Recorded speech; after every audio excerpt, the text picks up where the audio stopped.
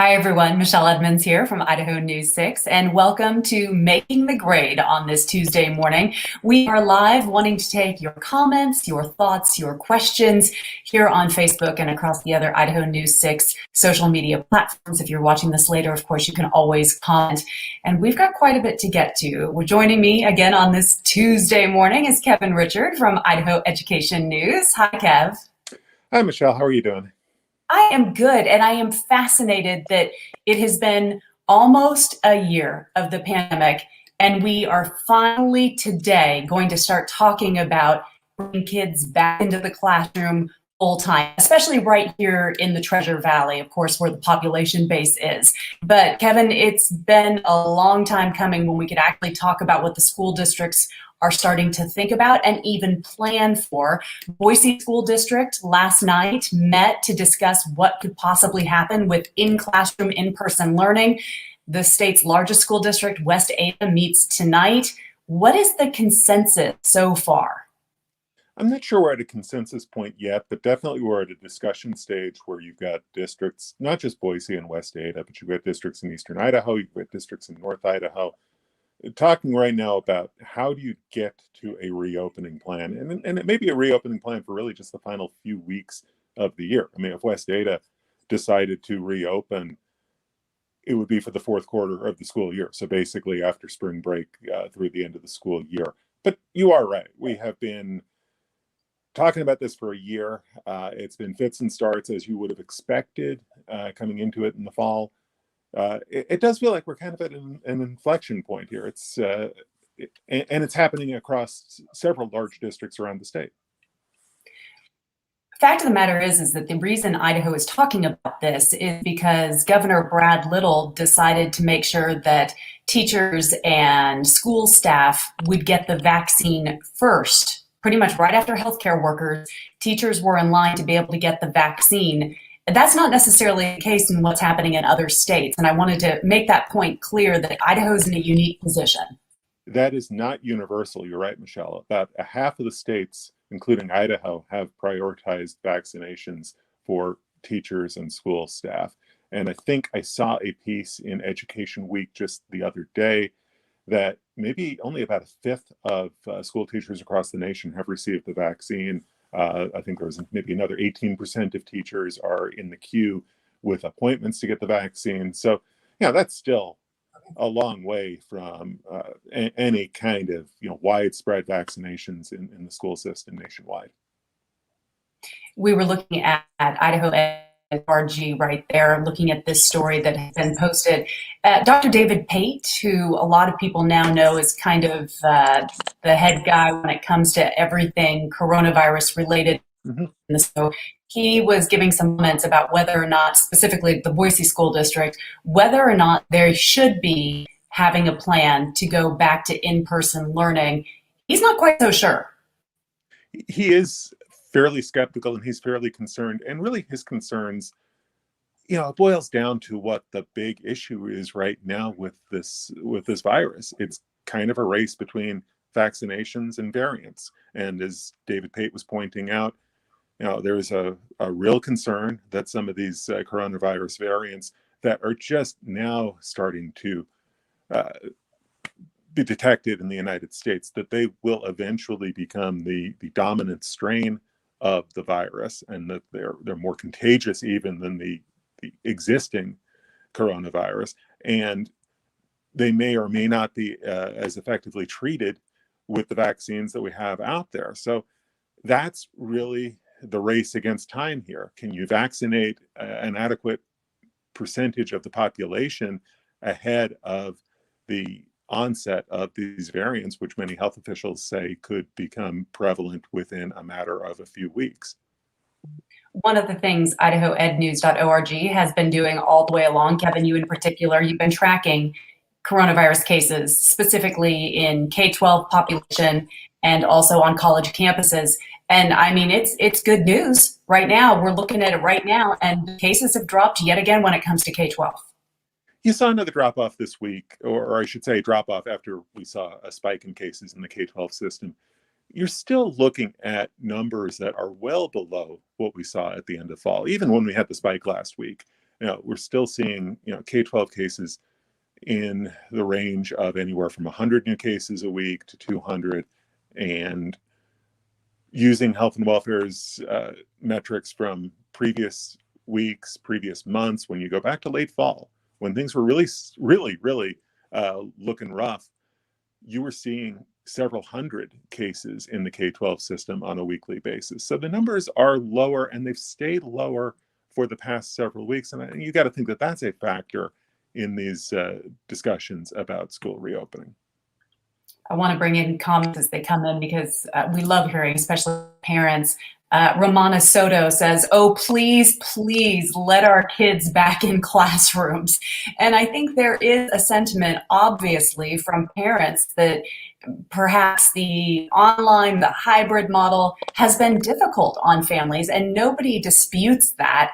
And yet at the same time, as we've talked about here, Kevin, there's also a mental health aspect of students not being in the classroom full time. So all of this has to be weighed by the school boards, who ultimately at this point, the school boards are the ones who will make the decision.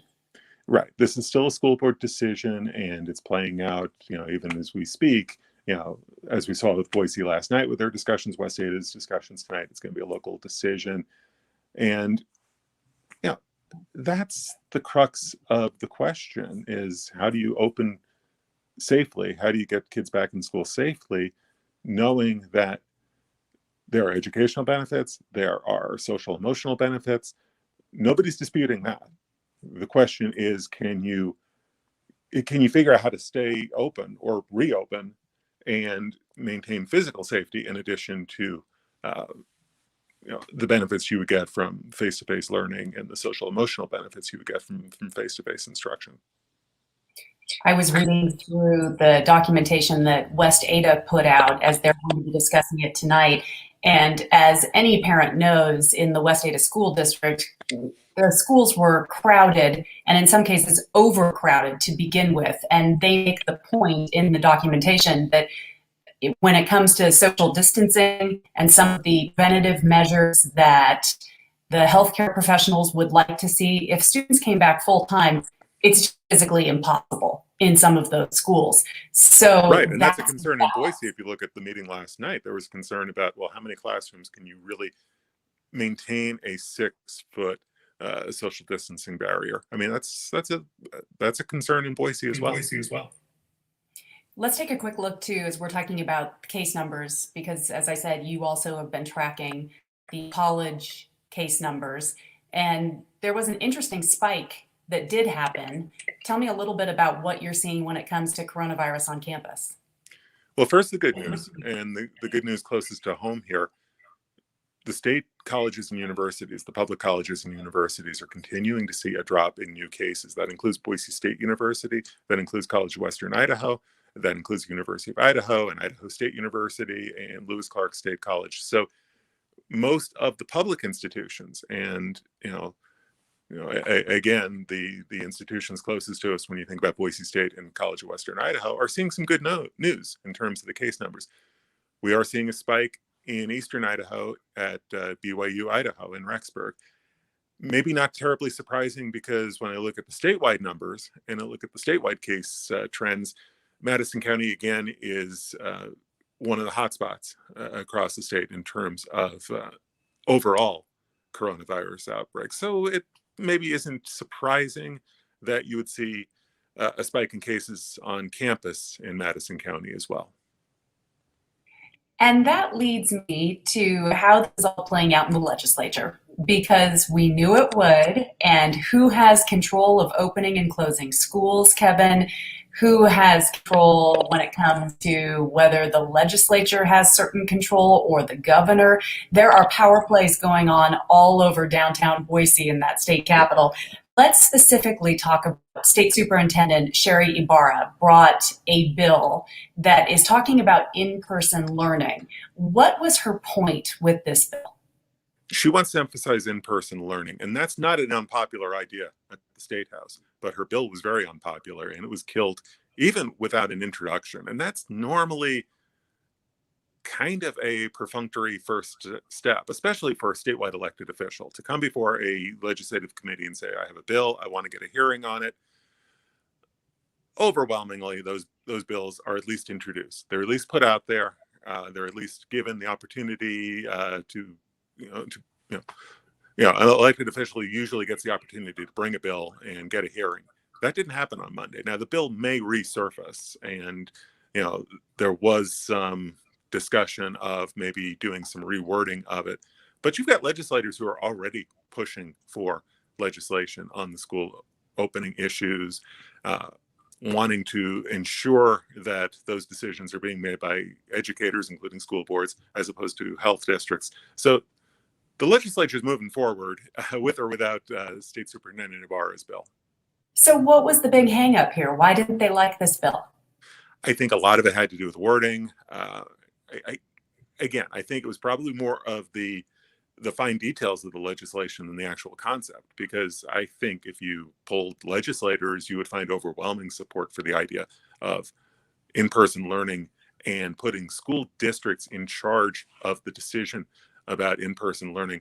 Now, there was some pushback that Ibarra heard about her bill because she was wanting, and still wants, the state to take a position where in-person learning is the default. Some local school officials didn't really like that wording because they felt like it was usurping their local decision-making authority. So that might have been a factor as well. We'll see if Ibarra comes back with another version of this legislation. But meanwhile, you got two pieces of legislation dealing with the school opening issue. Came out of committee on Monday, heading to the House floor, might get a vote this week. Well, and the other one I'd like to talk with you about is kind of a new effort. In fact, we've talked about this before right here on Making the Grade, but an effort by Republican Representative from Brent Crane, who really wants to have the gatherings cap eliminated. So, but specifically why this ties to education is that there has been a push to get more spectators into student sporting events. And this has now resurfaced yet again. Right. Another proposal came forward on Friday, and this was a fairly clear response to the Idaho High School Activities Association. That's the governing body, if you will, for high school sports in the state.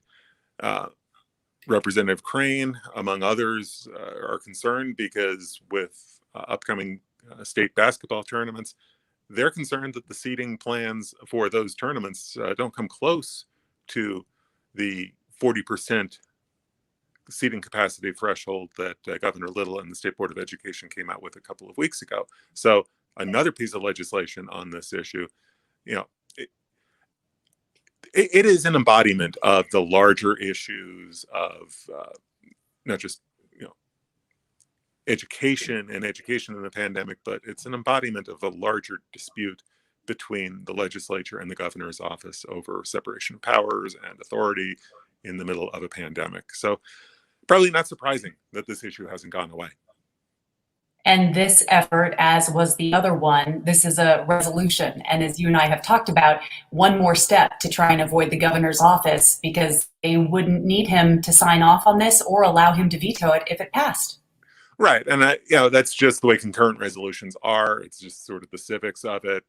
But you're right. That is a proposal that if it passes both houses of the legislature, it goes into effect with or without the governor's support, because it wouldn't go to his desk for signature or veto. Kevin, I always ask you to look into your crystal ball, especially when it comes to legislature, and that is all it is. I realize that. But how does this generically play out, this power struggle of schools, who gets to open and close schools, who's ultimately in charge, how do health districts play a role? How much legislation will we see when it comes to this issue? Because again, we're only a month into the legislature and it is the hot button issue. Right. I don't think we're done yet. I still think we're going to see probably more proposals on this issue.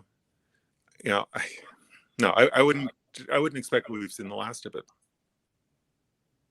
Let's talk real quickly about a couple of other bills that are just beginning to make their way through the legislature. One that caught my eye that Idaho Ed News wrote about briefly was this workforce diploma idea. Of course, there's been a huge push to make sure that there is a career technical path for high school students to take who may not be looking to go on to a four-year institution, but instead be looking for a path straight to workforce or into an internship workforce situation. And now it seems like there's a bill that could help them do that maybe even a little bit easier when it comes to their schoolwork. Right. So what Stephen Thane, the chairman of the Senate Education Committee, is trying to do with this bill is he's trying to make sure that students know what their options are as far as career technical courses in school as an alternative to maybe more traditional academic courses. What the Workforce Ready diploma would mean is a student will have completed graduation requirements. He's saying, look, we're not trying to water down the graduation requirements or let students graduate with fewer credits. We want them to be able to put together a portfolio of credits that's more in tune with a career technical career path. So, for example, a high school senior might be able to take technical writing in lieu of a senior English requirement. Senior might be able to take practical math as opposed to a more traditional senior math class. And what Thane is trying to do here is encourage students who are interested in a career technical route to be able to pursue it and be able to know what sort of academic options they have available to them that would get them further down that track. And the bill passed the Senate unanimously on Monday. Now it heads to the House. Kevin, you and I have covered even together the career technical path that so many school districts have decided to take, whether they be rural or right here in the heart of suburbia. And I think that this really has some legs to it in that this is the direction that the legislature has wanted to offer opportunities in education and hasn't gotten much pushback from the school districts either. The career technical is a really popular concept at the legislature. Lawmakers really like this as an alternative to traditional four-year schools, traditional college track. And what the legislature is saying is, look, we think that career technical is a viable alternative for some students. Not every student is going to want to go to a four-year school, but we want to encourage kids to come out of high school with a plan for their lives past high school. And if that plan involves a career technical position, a job, with some skills and some earning capacity, that's something that the legislature really wants to encourage. So this diploma is just sort of an embodiment of that. The other thing I wanted to touch on briefly here on Making the Grade is I wanted you to give us a quick update. Last week we talked about this virtual charter school funding issue. Virtual charter schools, specifically the Idaho Virtual, has seen intense growth, as you might imagine, during this pandemic when we're all doing this virtual thing, right? So there were plenty of students who joined these two specifically schools, virtual schools, and they need emergency funding. So has the legislature figured out how to do that? They're looking for $7.5 million. They're working on it. And what we heard in committee yesterday was there is a plan in the works, but it isn't really completely figured out yet to try to get these two virtual charter schools $7.5 million to offset the cost of taking on this huge spike in enrollment. When you think about a school like Idaho Virtual Academy, they saw their enrollment double. That's 2,000 more kids, added about 70 new staffers to accommodate all of those new students. So now you got to try to figure out how to pay for it. And I think legislature is still trying to figure out how to pay for it and where the money would come from. Is it going to come from the state? Is it going to come from one of the state's savings accounts? Is it going to come from federal coronavirus aid? Because this is obviously an expense incurred because of the coronavirus, because of the pandemic. So that still remains to be worked out. My guess, and I think it's almost a sure thing, is that the legislature is going to do something. I think there's an acknowledgement in the House and the Senate alike that, these schools took on all of these students, they took on the added responsibilities. They need to be reimbursed for the expense of educating all of these kids. So how it works out, don't really know yet. Will it work out? I think so. I think almost certainly it's going to work out one way or the other. There's that recognition, at least, that something needs to happen. Just Yeah, how? I think there's definitely a belief that, something has to be done here. So we'll see what it exactly winds up looking like. Kevin, let's circle back around because I know this is going to be what you're following and covering for this next week. And every parent, every student, every educator has all their eyes set on what school boards are going to try and decide. Is there a reason for opening or closing or keeping hybrid or going online and all of the decisions that need to be made? Do you see any real pinpoint for why this is all coming to a head this week? Or does it just feel that way, or it really is happening that way? It feels that way, and I'm not sure why. I'm not sure you can pin it down to one particular reason why, but I'm really struck, and this is kind of what I'm going to explore with my piece later this week, is while you have Boise and West Ada and Valley View and Pocatello, Chubbuck, and other districts looking at the reopening options, you have at the federal level a debate about how to get to reopening at all. We're expecting President Biden to come out with a school reopening plan perhaps on Wednesday. And his mantra has been, let's try to reopen schools safely. Let's make this a 100-day goal. And I'm really kind of struck that this is the state of the federal debate, the national debate, whereas the debate in Idaho, it feels like it's a little bit further down the track to where, most schools in the state have been open to some degree or another, whether that's full-time face-to-face or a hybrid between face-to-face and online. Most schools in the state have at least opened their doors part-time. Now the question is, can we open from part-time to full-time? So I'm really kind of struck by where Idaho is in this debate as opposed to where this debate is unfolding nationally. Does Idaho lead the way? Is Idaho looked at as a possible model, or is it just that we have so many fewer students than massive states? Yeah, I'm not really sure, because if you look at what Idaho has wrestled with in terms of coronavirus case numbers and in terms of the outbreak, it's not like Idaho has been, spared the outbreak and spared, some real significant spikes in case numbers. We've been chronicling that. We've had waves of this virus, especially in late fall, as schools were trying to figure out what to do heading into this winter. It's not like Idaho has been, immune to the problems and the challenges of this virus. So I'm not really sure why we're where we are, but I'm very interested that we are at a very different stage in the debate. Well, we will continue to be watching IdahoEdNews.org. Kevin and the team there are doing an amazing job of not only trying to cover the legislature somewhat mostly remotely, which is difficult, and we understand that, but also trying to cover exactly what the school districts are doing. Kevin, if people wanted to look, do you guys still have your interactive map up talking about what school districts are doing and the decisions they're making if people wanted to check it out for themselves? Yes, we do. That it's updated in real time. It gives you a sense of whether schools are open full-time, part-time, or not open at all. And really, right now, almost every school in the state is either open full-time or part-time. Also lets you know, where do the counties stand in terms of the coronavirus risk. That color coding we've talked about for months, red, yellow, orange, green. You can see where your county stands. Well, there you see it right there with the color coding. So you can get a sense in real time where your community schools stand, how they stack up relative to the rest of the state. Well, I have to say this. It is exciting that we're finally at a point where it is possible to even talk about kids being in classrooms full time. And I know that we need to do that safely. Everyone wants to do it safely.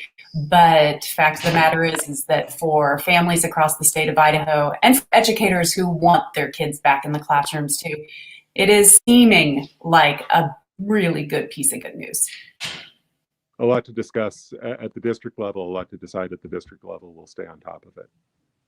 Appreciate all that you do at Idaho Ed News. Go there for idahoednews.org. Of course, we have a lot of their stories as well at idahonews6.com. Kevin, stay safe, my friend. Thank you for joining us for Making the Grade. You too. Always a pleasure. Stay safe. Have a good week, Michelle.